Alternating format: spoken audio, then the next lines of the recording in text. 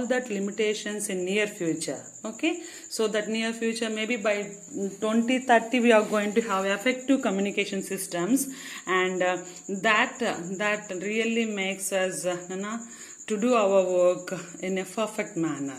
Okay, so these are the limitations of distributed workforce. Okay, now see, what are the solutions? I already mentioned we are facing a number of current problems that cause limitations of distance technologies. We are using distance technologies. Now I already talked about all the technologies. So we talked about smartphones, social networking sites, and then I talked about chat box apps.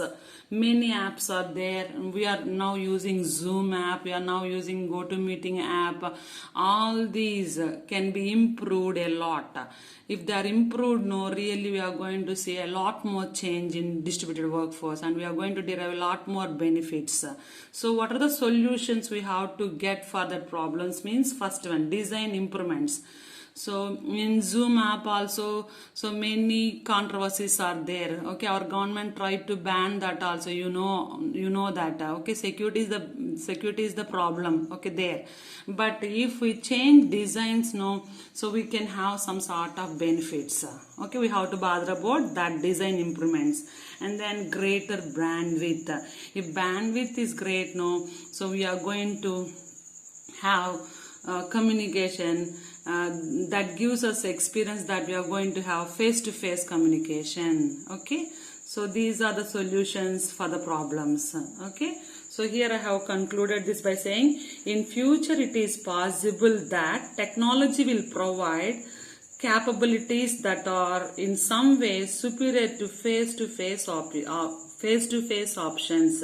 Really in near future, no, so technology is going to give some sort of experience, and that experience makes us feel that it is better to have telecommunication than face-to-face communication. That kind of changes we are going to see in near future. Maybe that is possible by 2030 itself. Okay, so we are bothering about digitalization. So surely this digitalization revolution can make all of us to have that kind of real-time experience in every field. Okay, now see, here they have given a question, would you opt for remote work? Why or why not? Surely after seeing the benefits of remote or distributed workforce, no, we can surely opt for remote work itself. So I already talked about my problem. So I have 85-year-old mama. So if I come to college, no, I am unable to take care of my mama. So if it is distributed workforce or remote work, no, easy for me. One shot, two birds. I can teach class, and at the same time I can take care of my mama. That is the best advantage of this remote work. For you also, you can your personal experience. If you want to come to college, no, early morning you have to wake up. Early morning you have to get ready for college, and you have to catch the bus 6 or 7 o'clock, and you have to reach college at 9 o'clock. So here 3 or 4 hours you are wasting. But if it is remote work, no, what is happening?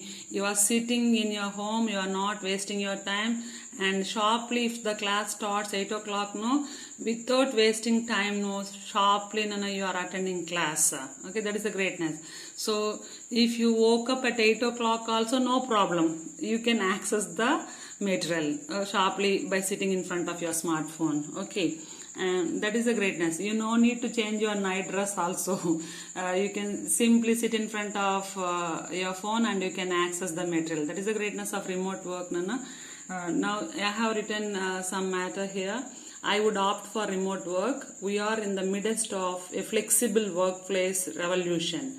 More employees than ever before are working remotely, and it's predicted that by 2020, 30% of the workforce either be freelance, outsourced or remote workers who spend much of their time working from home. This is going to happen. Okay, so I mentioned here 2020, no, already this happened.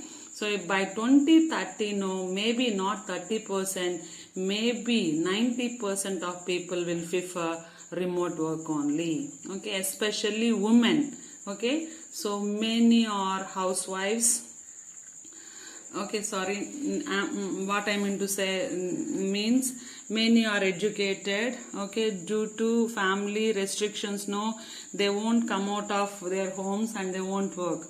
If remote work is there, no, all women in the country will contribute for the development of our country. They can work from their homes and they can do their bit to develop our country. Okay, so especially women, they are enjoying the benefits of remote work, Nana. So if a woman is married, no, she has lot more responsibilities. She has to take care of her mother-in-law, she has to take care of in-laws, she has to take care of entire household work, and she has to bother about a lot more. So if it is remote work, no, she can manage both. She can manage home, she can manage office also. Okay. So here I have mentioned some advantages of remote work.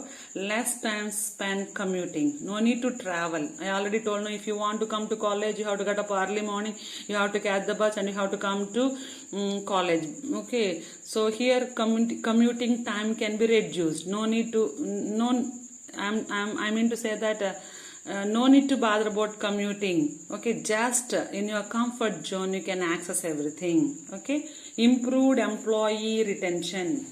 Long back, companies used to hire people and they used to fire people. Okay, now many. So here work-life balance is there. No, so no need of losing employees. Okay. So they'll connect to you. Why means they need to come to office. No, they'll be in their homes, and from there itself they're accessing everything. No, so they're comfortable. Okay, they are not going to be fired, or they won't resign from jobs. Okay, access to a wider pool of applicants.